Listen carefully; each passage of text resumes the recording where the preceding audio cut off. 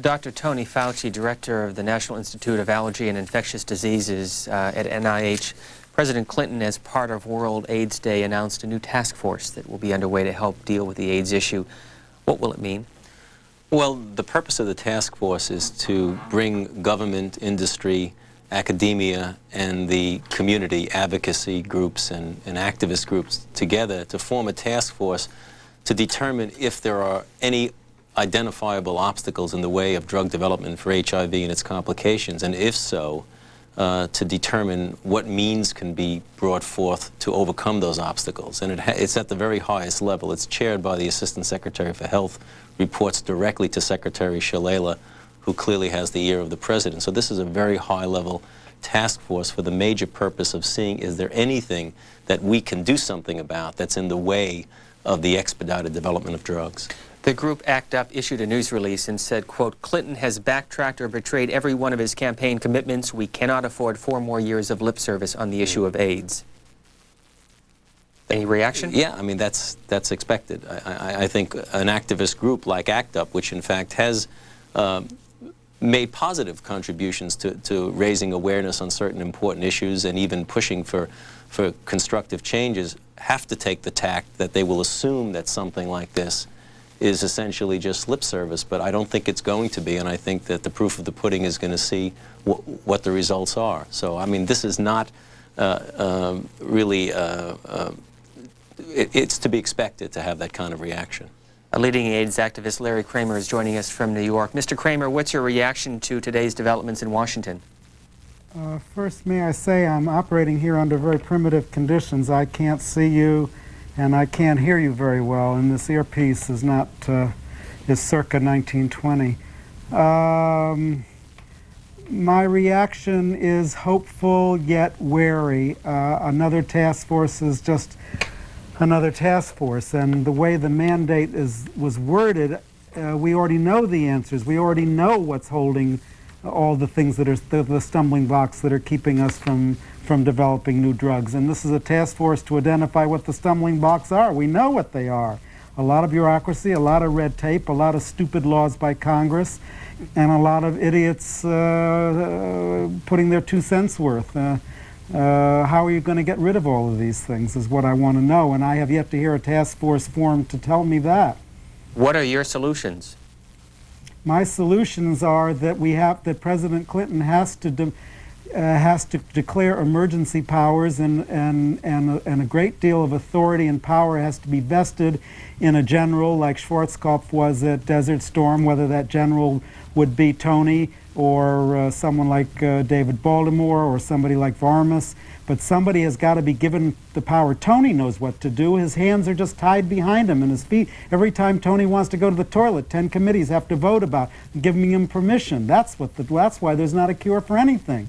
The NIH is a cesspool of bureaucracy because Congress has tied it at every turn, and you have monsters like Representative Dingle or Senator Dingle or whatever he's called, and people like Ted Kennedy who have emasculated and taken away every bit of power that Tony Fauci has.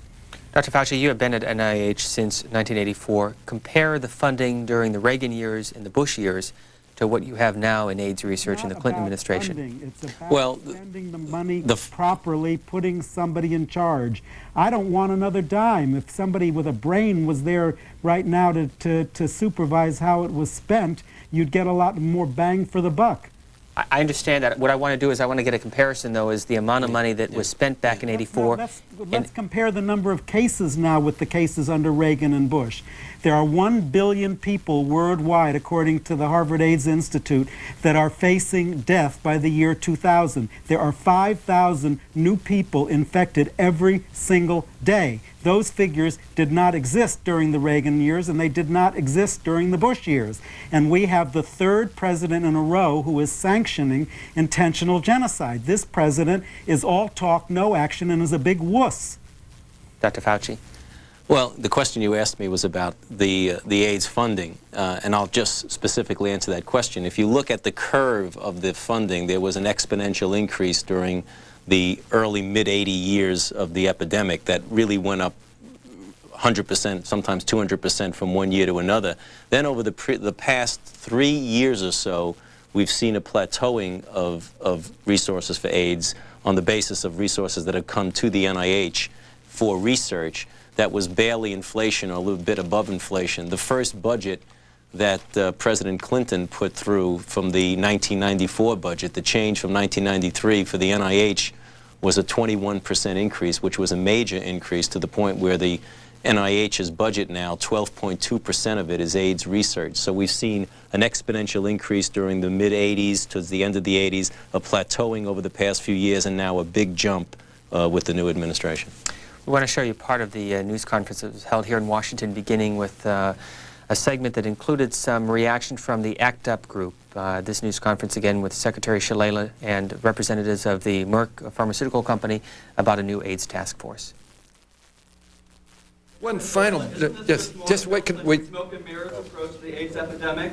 We've had 2 national commissions on AIDS. We have 3 national commission reports that are still gathering dust. And now you're going around just creating another task force. Where's the Manhattan-style project to find the cure that Bill Clinton promised during the election? Clinton bashed Bush for not implementing those national commission reports, and they're still gathering dust, and you're creating another task force. Where's the action? Time to act. I think that we see this as an action item,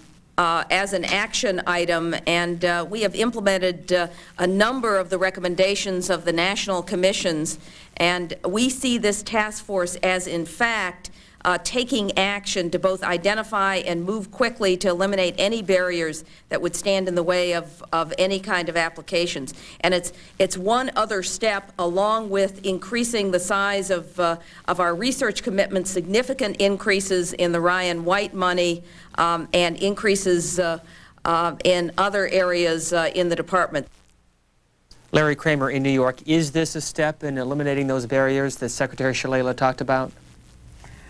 I'm sitting here and I'm listening to everybody talk such gobbledygook. Why is everybody being so polite? We're in the middle of a plague. Tony has got his bureaucratic suit on instead of his humanitarian doctor's suit on.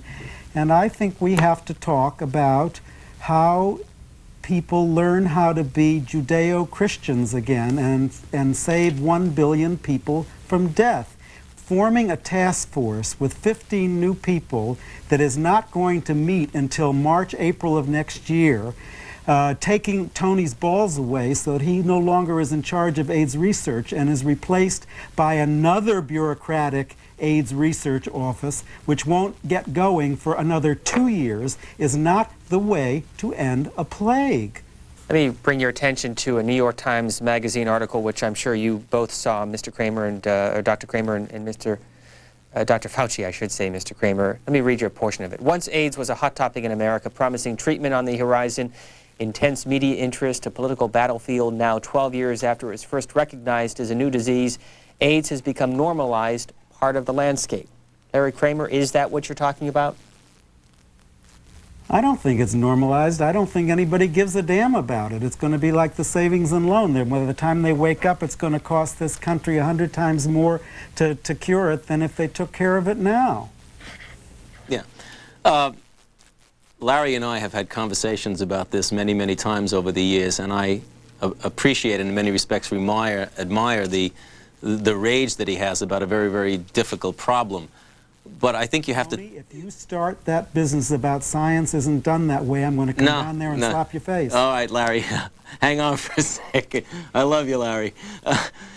The fact is that the real solutions will, in fact, come from the science. And in some respects, you may be able to push it along. And Larry and others have the idea perhaps a Manhattan Project approach would be the right approach. Others feel that you'd have to stick more to the basic science because Why the does it have to be either or? No, it doesn't. It doesn't, Larry. There could be combinations of the above. But I want to stick with the topic because when we were discussing about what the administration had just done, before you immediately jump and say this is gobbledygook or what have you, the fact is, Larry, you know that if in fact they didn't take this initiative of at least extending themselves and saying, if there are obstacles, can we identify them and do something about it? You would be the first one that would be throwing slings at that. I know that because we've discussed it. So Tony, I don't understand why we're blasting it a couple of hours after it was put forth. Why don't you give the task force, Secretary Shalala, and the President a chance?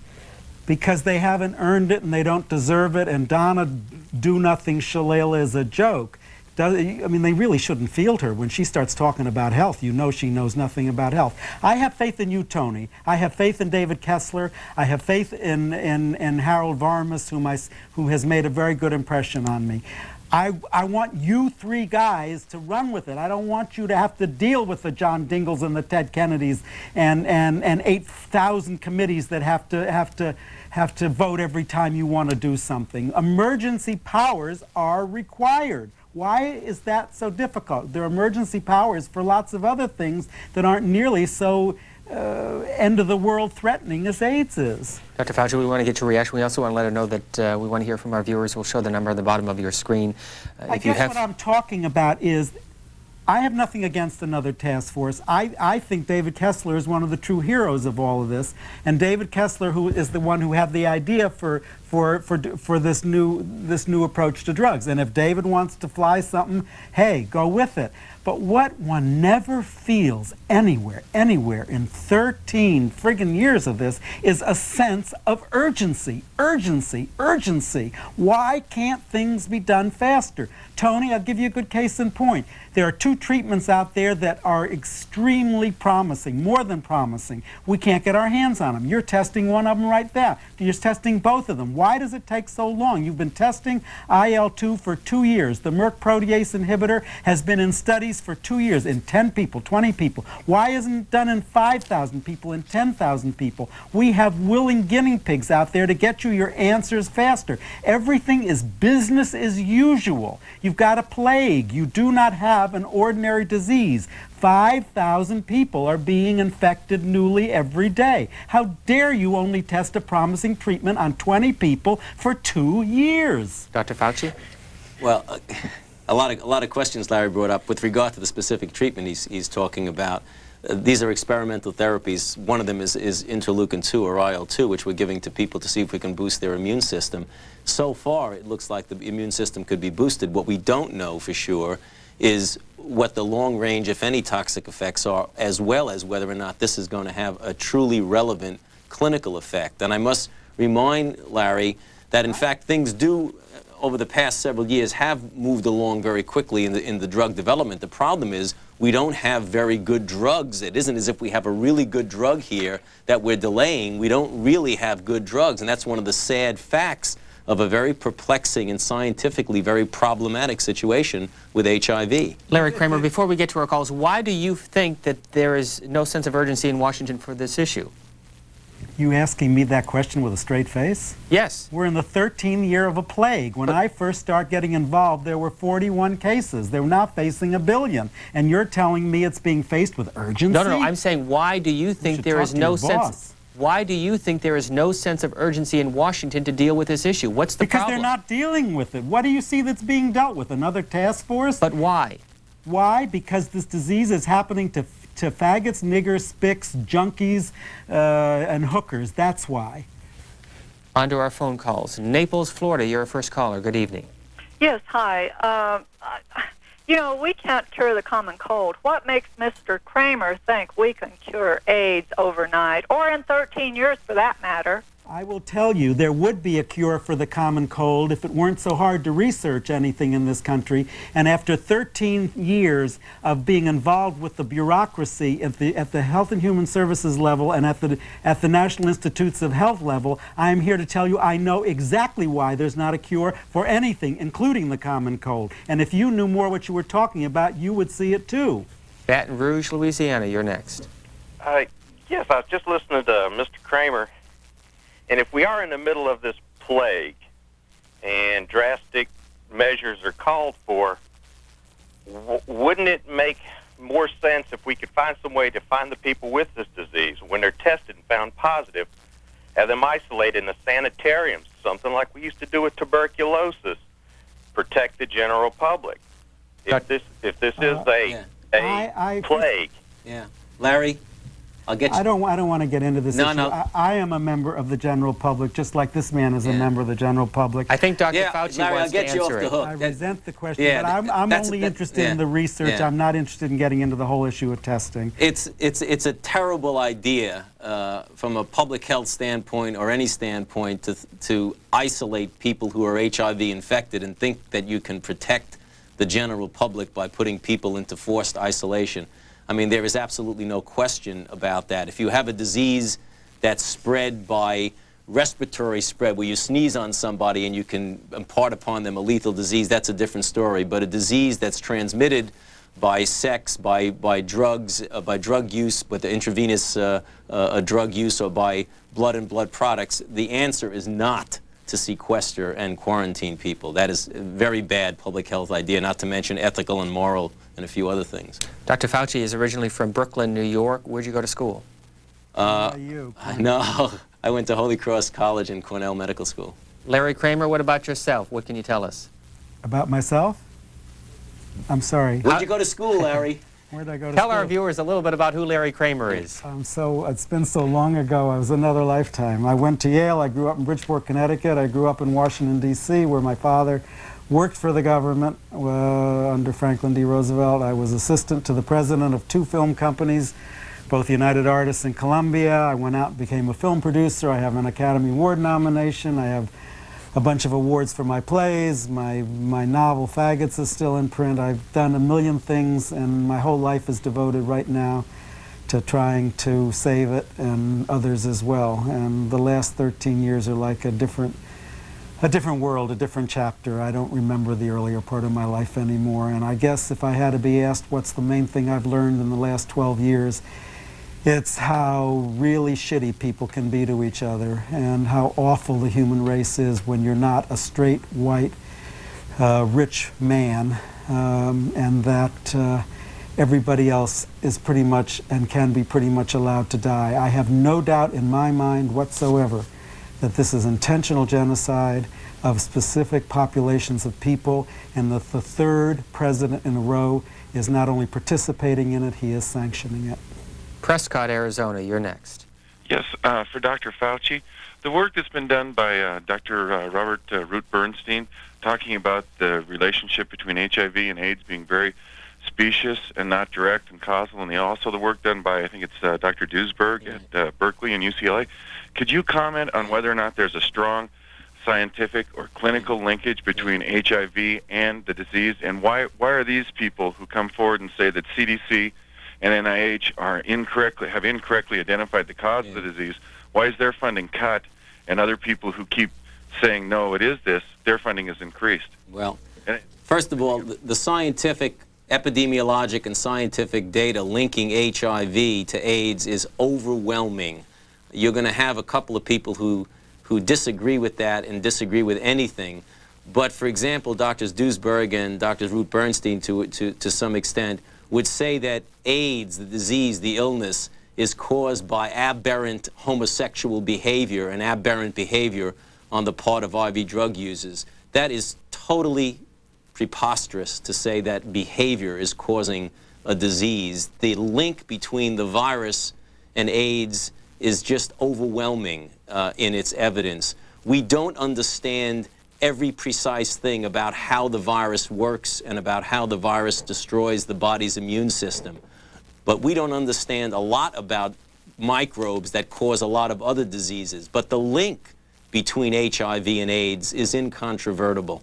And it's unfortunate that people, particularly people who are HIV infected, have the cruel situation of where the confusion is put into an already difficult situation for them by having people preach that, in fact, the virus is not causing their illness, but they're sick because they did something bad, like aberrant behavior. That is a shame. Larry Kramer, any reaction? I think Tony answered it very well. There's so many battles that we've had to fight along the way that the energy that's required to deal with the scientific crazies and the religious bigots and the dumb parents who don't allow condoms and sex education in the schools, all of which are just red herrings that keep us from getting on with ending a plague and take the energy of people like myself and Tony and other AIDS fighters away from the main important thing. It's just mind-boggling. Houston, you're next. Hi, I'd like to address my comments to Larry. I'd like to ask you, aren't you satisfied with having infected our blood supply with the AIDS virus? You've torn down all of our bathhouses, our jacuzzis. You have taken our money. You've given our country a black cloud. You still have the freedom to spread the disease. Mr. Kramer, any reaction to that caller? I won't dignify it by a response. Park City, Illinois. Yes, hello. Listening to some of the folks who've called in previously, I can't understand why, for example, America does not believe someone like Larry Kramer. For example, in my case, I've known 45, 50 people who've died of AIDS. Larry Kramer has to have known 100 or more people who have died of AIDS, and this is what's happening in the United States and all around the world. Literally, in other countries of the world, in Africa, whole neighborhoods, whole cities, people are dying. And Larry Kramer, God bless you, Larry. You stand up there and you say what is the truth. And Bill the Welcher Clinton did nothing to advance what has been trying to happen here. Get on the cure. Start it. Get the AIDS czar out there. Let's end this disease. End it fast. Thanks very much. Larry Kramer? That's the kind of energy that keeps me going. And when I hear people like your previous caller, I sometimes just want to throw in the sponge and go my house in the country and hide. But then I hear people like the last caller, and I get support from him, and I get support from people like Tony, who moves me enormously because he has to fight different fights than I'll ever have to fight. And we keep going. We try. That's all we can do. If you want to read more about both of our guests, this is a picture that's part of a rather extensive article in the Sunday edition of the New York Times Magazine. Larry Kramer, what can you tell us about the author of this article? Jeffrey Schmaltz was a top reporter for the New York Times who discovered he had AIDS one day by he collapsed in the newsroom. He'd never been tested. He didn't know he was sick, and one day he just collapsed. They rushed him to the hospital and discovered that he had very few T cells left and probably only had at the most 3 or 4 months left to live. And somehow he lived for a number of years after that, and he became the best AIDS reporter, one of the best this country has ever had, certainly the best the New York Times has ever had, which unfortunately is not saying very much because the New York Times probably has the worst AIDS coverage of any newspaper in the world. But Jeffrey was a shining light for them, and he wrote a series of magnificent articles about not only his own personal experiences, but about what this government is not doing. And he had the ability to say it in a calm, dispassionate way that would please the Times readers a little bit more than my tone would allow me to reach them. And he died just this November 6th, I believe, was not too long ago, and before this article that he had been working on at his death. And God, we are going to miss him. I pray that those dumb men who edit the New York Times, those dumb, evil men who edit the New York Times, will somehow realize that they have got to get reporters like Jeff to get this story out there. I want to go back to the calls. Let me read you one part of this article. He says that there's a phrase that I want shouted at my funeral and written on my memorial cards. That phrase is, whatever happened to AIDS? Dr. Fauci? Well, I think what Jeffrey's referring to is the fact that the attention span of the general public for something even as devastating as AIDS is really very short. There are little blips on the radar screen for most people. You have people like Larry and Larry's friends and myself and my colleagues who live with it every single day. You don't have to ask that question, whatever happened to AIDS. But if you look at the broad general public, when they keep hearing about things that they don't perceive directly affects them, they tend to generally forget about it. And I think it isn't too difficult to demonstrate that by people who you talk to who haven't been touched by AIDS. And that's the thing that really tortured Jeff very, very much, because he was so much involved, not only as a patient or a person with AIDS, but because of his intense interest in his writing. And he was very frustrated by what he perceived was a waning of interest because of the fact that this is something that constantly bombards the general public. So he was right on in that statement. Thanks for waiting. San Jose, you're next. Thank you. I'm really surprised that more people are not outraged at the government's lack of effort to do something about the problem. Like the Vietnam War, the AIDS epidemic is now at the point where it is touching almost everybody's lives. I cannot think of anybody who does not know somebody who's either got AIDS or is in the process of being tested or just died of AIDS. It's an outrage. I agree that there should be some extra legal powers for them to go ahead and test drugs. And if I had AIDS and I don't, and I'm not a high-risk person, and if I learned that I had it, I could care less how many other tests they have not run. If there's a chance it might help me, I'd want it. Thanks very much. Larry Kramer. What would you like me to talk about? Let me ask you, how many people have died of AIDS in the last 12 years? How many totally? Yes. Oh, I don't know. The numbers game... In the United States, it's 200,000. The numbers game is just become so ridiculous. How many does it take before people pay attention? I mean, what number does it take before a president does something? You know, is it 10? Is it 100? Is it 5,000? Is it 1 million? Does it have to be 100 million? I mean, that's the trouble with playing the numbers game. How many does it take before you get up? Do something, Bill and Hillary. Dr. Fauci? I think one of the things that's very difficult to appreciate, particularly when you're in the middle of it, is what in fact is being done. And sometimes things that you assume can be done, in fact... Tony, if you say more has been learned about this virus than any virus in the history of mankind, I'm going to come down there. I know, Larry, that's why I'm not going to say it. I'm afraid you're going to come down here. I assume you have said this before during past panels, and that's why he keeps referring to that. Well, Larry and I know each other a long time, and we're very good friends, and we agree on a lot of things, and we disagree on some things, and it comes down to, I think, something that we have agreed to disagree on, and that is an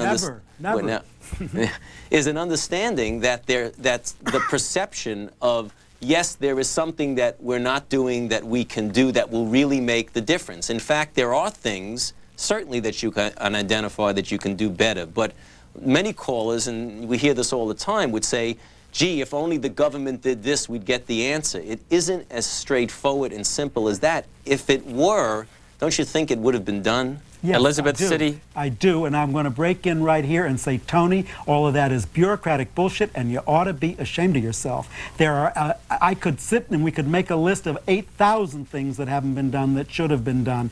And this is the part of you that makes me so angry when you talk like a bureaucrat and not like the wonderful doctor I know you are. You know that if I came down and gave you $25 million, there are 25 different things that you would do that you're not doing now. And science is done that way, and there are 1,000 things that can be done to make all of this happen faster, and you know it. And that's the part of you that makes me so angry. Well, don't get angry, Larry, because I'll say it right here on TV that clearly, and I've said it to you many times, that you never have enough for research. There are more. So what? You got to climb the mountain. We'll do it. Right, exactly. We could use more money. You always could use more money in biomedical research. You could use more money. You could use more staff. You've got a lot of vacant positions. You got a lot of dumb scientists who aren't good enough, who don't challenge you enough on your staff. Where Sam Broder at NCI is bemoaning the fact that there aren't any young scientists that will come to work at the National Institutes of Health anymore. Why don't you guys speak up about all these things that you know is happening?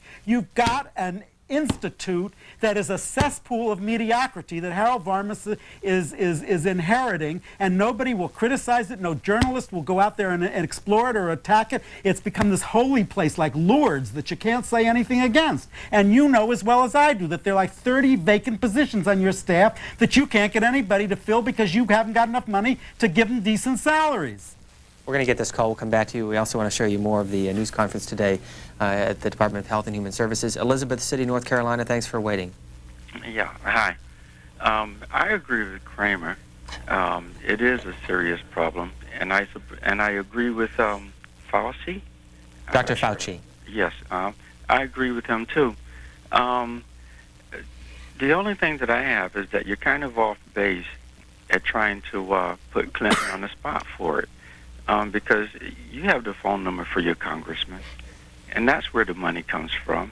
And so, you know, like, put it where it is, and we can make things happen. Let's talk about that for a minute. The Congress of the United States of America has completely lost the trust of the American people because this country is in such a mess. My Congress people are simply dreadful on AIDS. Senator D'Amato, Senator Moynihan, they don't even know how to spell AIDS. They don't know what the word means. I can't tell you how many letters I have written to them, how I've sat in their offices, how I've picketed them, how I put calls in. It doesn't make any difference. The terrible thing that has happened in this country, and that's what I've discovered over the last 13 years, is that one voice no longer makes any difference. You cannot fight City Hall. You cannot change the system. The system sucks. Wednesday is World AIDS Day. We're talking about another joke. World AIDS Day, the one day of the year where everybody can feel less guilty because they're saying the word AIDS. I had an interview today from one of the top reporters on one of the major networks who's doing a piece on World AIDS Day that's going to appear tomorrow, and I'm not going to tell you her name for the obvious reason. At the end of the interview, she started crying, and she said, "My brother is straight, and my brother has AIDS, and my brother doesn't know how he got AIDS. He thinks he got it from injecting steroids because he's a bodybuilder." Now, I said, why don't you do a story about this? This is a straight man with AIDS, and there are very few stories out there about straight people with AIDS, certainly straight men with AIDS. And she said, he won't let me. And you get my point. We want to show you a portion of this news conference held today in which the Clinton administration formed a task force to help find a cure for AIDS, including, you will hear, a representative of the Merck Pharmaceutical Company. I will tell you, as a scientist and having been in this business now for more than 18 years, I am optimistic.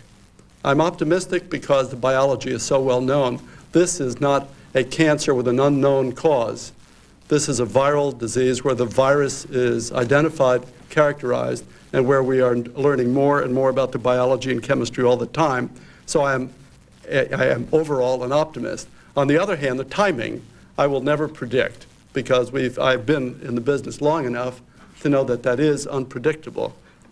But you should understand that the NIH and the industry are making an enormous effort. The industry, and I'll speak for Merck itself, this is the largest effort we have ever made in the history of the company at this level of development of a product candidate for a disease. Dr. Fauci, I'm going to put you on the spot. Can you pinpoint? Dr. Vagelos? Yes, it was, of the Merck Pharmaceutical Company. He's the chairman and the CEO. He's been wonderful. Merck has been wonderful. Merck has been probably the best drug company involved in all of this. And if there's a presidential medal for freedom or something, it ought to go to Merck. And there are a few drug companies I'd be happy to mention who should be kicked out of the human race. The issue of a timetable. What are you looking at? Again, as Dr. Vagelos said, you really can't give a firm timetable except to say that we're not going to get the answer tomorrow, and the kinds of inroads that are made, as small as they are, science works in small building blocks of knowledge. Oh, Tony, stop it. Yes, the answer could come tomorrow. Why do you automatically take such a negative attitude? You're not going to get it. Let me finish. And it doesn't. It happens in big building blocks as well as little building blocks. It's all of this rhetoric of yours and everybody else in a bureaucracy. You know, I want to say something about Tony Fauci, because I think the world must think I hate him or something the way I'm going on tonight. I love Tony. Actually, I think I probably have a more complicated relationship with Tony than anybody in my entire life. He is a man, an ordinary man, who is being asked to play God, and he is being punished because he cannot be God. And that is a terrible situation to be in, to be the lightning rod for all of us. He has had to deal with Reagan and Bush and defend those monsters. For all we know, he probably kept the labs open when John Sununu and Gary Bauer and other awful bigots probably wanted them closed. And he had to do it at a price, probably at a price for his own soul that we'll never know, that he had to say things that in his heart he never believed. But he is there, and he has been this incredible fighter for us and for AIDS. I just get angry when he puts on this bureaucratic suit and out comes this boilerplate, like Donna Shalala said the same thing. All this rhetoric that doesn't mean anything. Tony, more than anyone in this world, knows how awful everything is, knows what has to be done, knows that he should have been given a lot more money to do it, knows who all these terrible people are, and yet he can never say it in public like I can say it in public. Dr. Fauci, let me go back to an earlier Why question. don't you respond to that, Anthony? Oh, go ahead, Doctor. I love you, Larry. Let me go to the issue of funding one more time. How much was spent in the Reagan years? How much was spent in the Bush years? And what is it today? Well, the cumulative amount, I'd have to just add them up quickly, but it ranged from very, very early, just a few million, up through $500 million, up to $1 billion, which is last year was about $1 billion or so, $1 billion 27 million, and this year it's $1.3 billion. That's a dollar for the NIH. a dollar a case that comes to. It's this year's budget for the fiscal year 1994 is $1.3 billion for the NIH alone, which is 12.2% of our budget. That's $1 for every AIDS case. You think you're going to cure it with $1 a case? Good luck. Yeah. Fairfax, Virginia.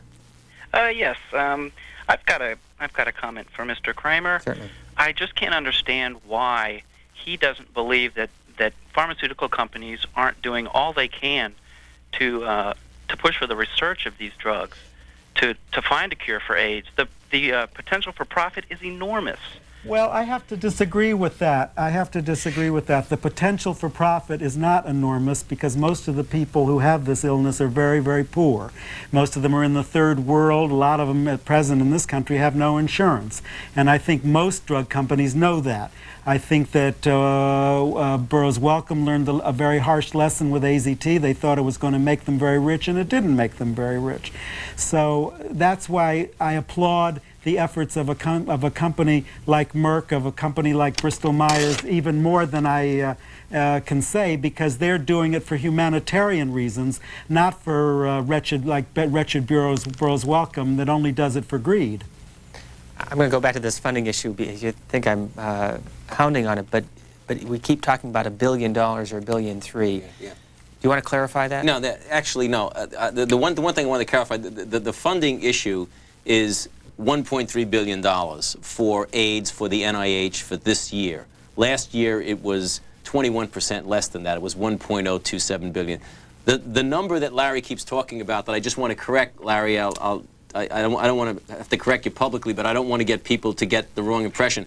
You said 1 billion people are going to be infected with HIV by the year 2000. That's overwhelmingly over anybody's realistic projections. There is even the worst Harvard AIDS Institute scenario is 100 and something million, and that's a lot, and that's nothing to poo-poo.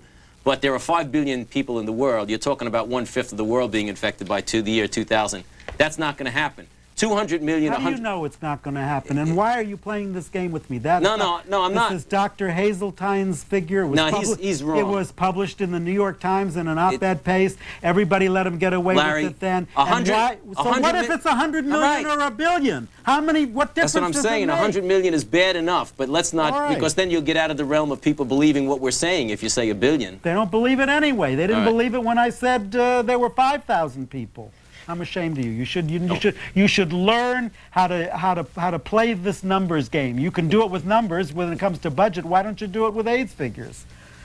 Take the highest one you can get your hands on and run with it. I don't want to lose the credibility, Larry, when I say what I know is true. That's the reason. The last money Tony, question. You don't understand. You lose credibility when you become a coward. All right, Larry, 1 billion people. Right. The last money question I want to ask, then we'll go back to the phone call. Compare AIDS research for other illnesses in this country. Where does it stack up?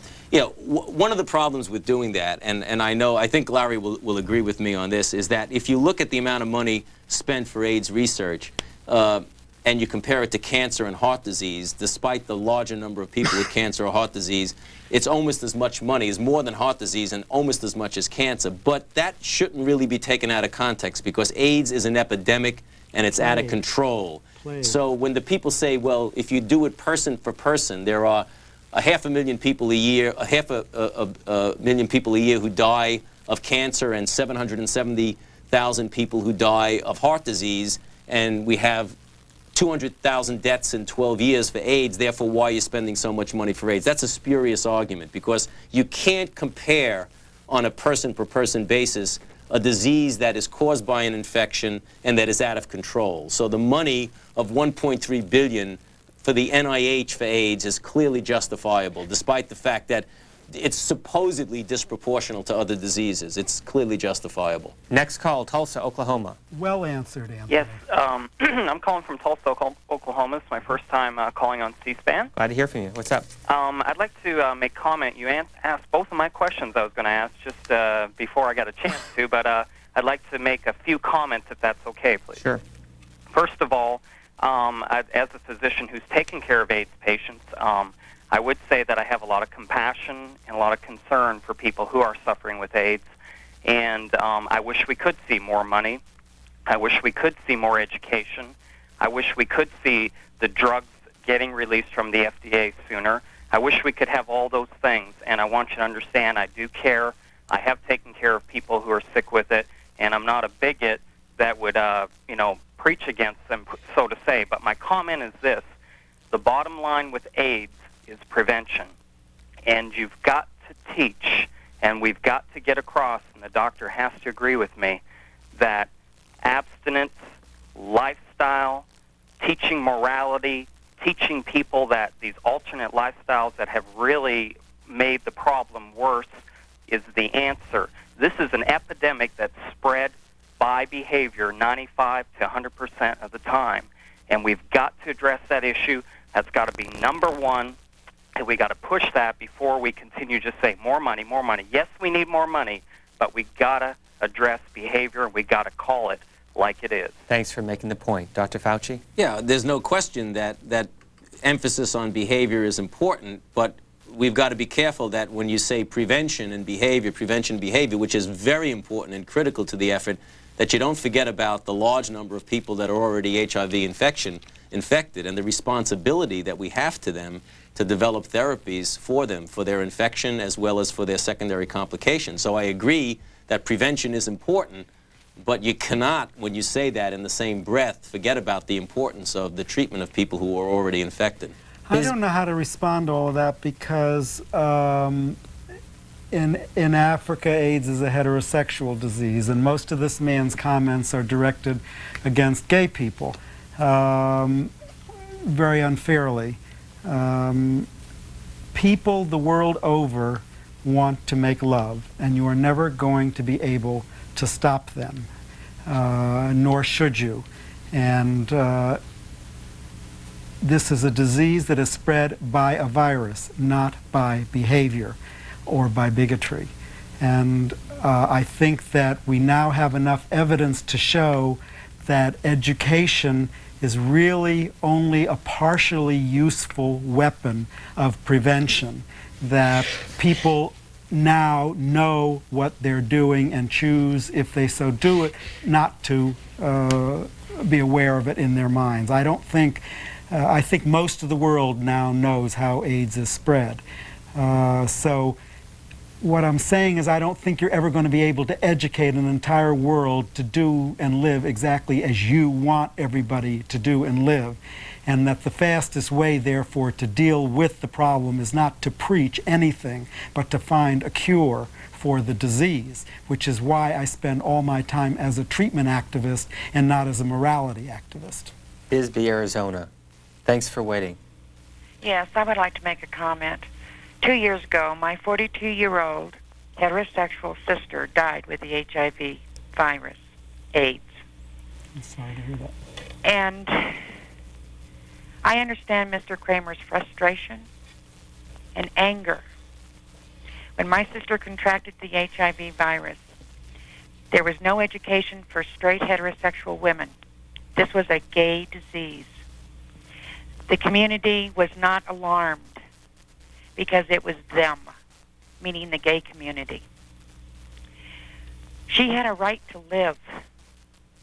And if some of these people that are calling in would sit for one day with a loved one who is dying of AIDS, they would be frustrated and angry too.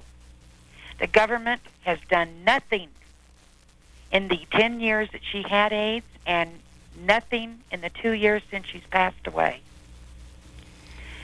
They think that this is going to go away, and it's not. And she had a right to live. She had a right to a future. She had a right to be healthy. And anyone in the United States who feels that an individual, whether gay, straight, black, Asian, Haitian, does not have a right to live and be healthy, and to want a cure every day that she was infected, she hoped and prayed for a cure. And I hope that we start to do something so other family members won't have to sit and watch their loved ones slowly deteriorate and die. Caller, thanks for making the points. And See, get some I reaction mean, from Larry Kramer. I mean, how can you not be moved? And I guess what I want to say is to Dr. Fauci and all the scientists who don't deal with cases like this, who live in their ivory towers, in their hospitals, in their laboratories, and that they remember that there are millions of people out there like that they have to work faster to save. And then I come back to what I said earlier in a more high-pitched voice, that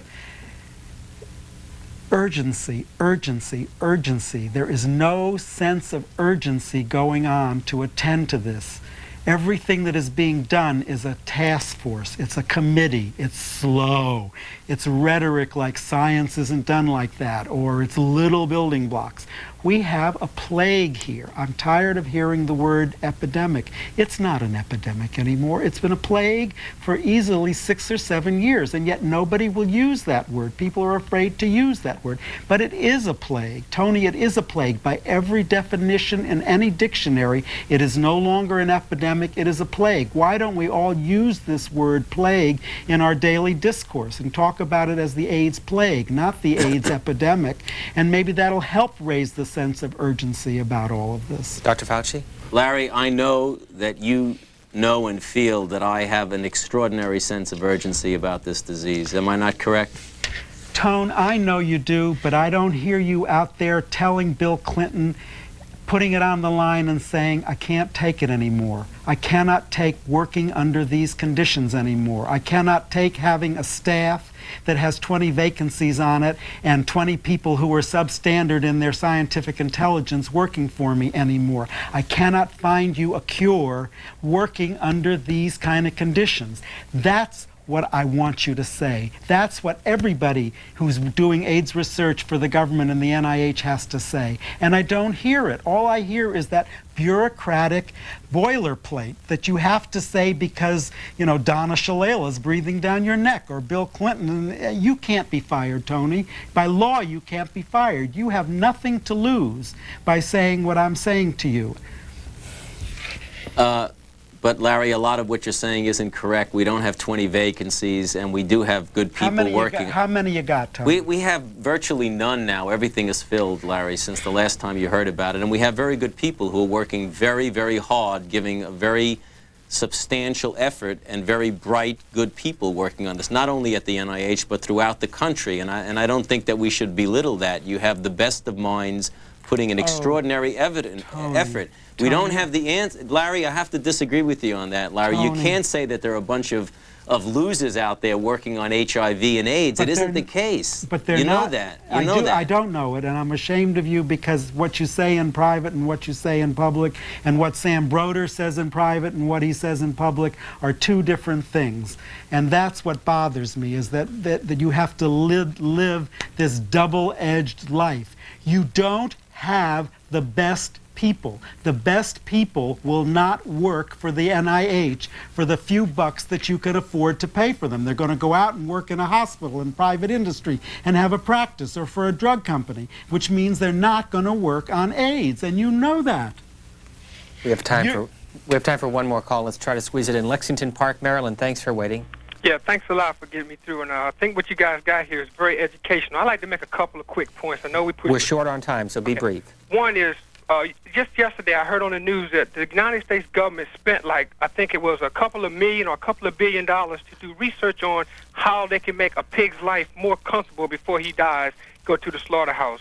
That money right there could be turned and used for worthy cause like AIDS. Nobody wants to step forward, like Mr. Kramer said, and say, hey, we have a problem here. This is not just something that's going to go next door. It's not going to touch this person or that person. But when it touches somebody in the White House's family, then they get concerned. Everybody's jumping on the bandwagon now because tomorrow is this national big holiday. Who gives a poop? Nobody cares.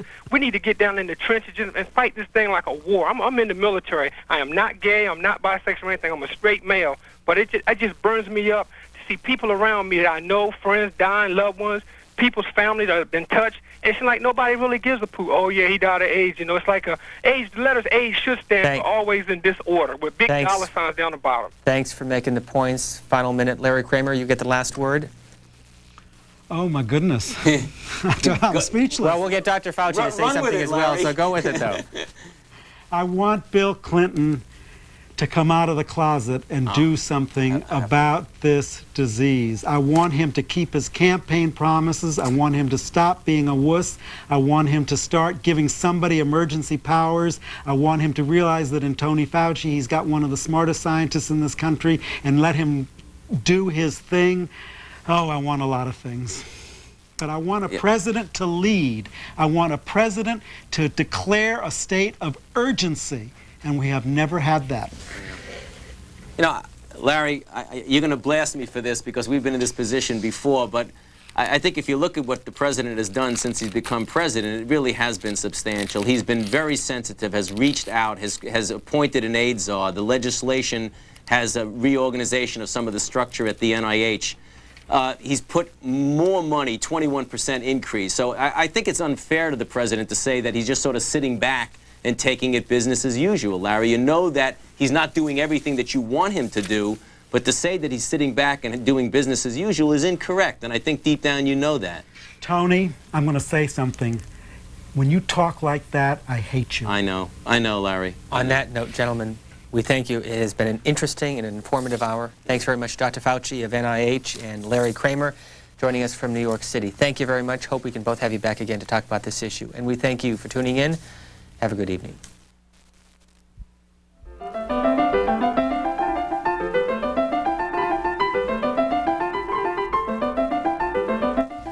This programming note will re-air this call-in program later at 1:50 a.m. Eastern Time, 10:50 p.m. on the West Coast. Coming next, more of our program schedule, but first, a look at the travels of the C-SPAN school bus in the western U.S.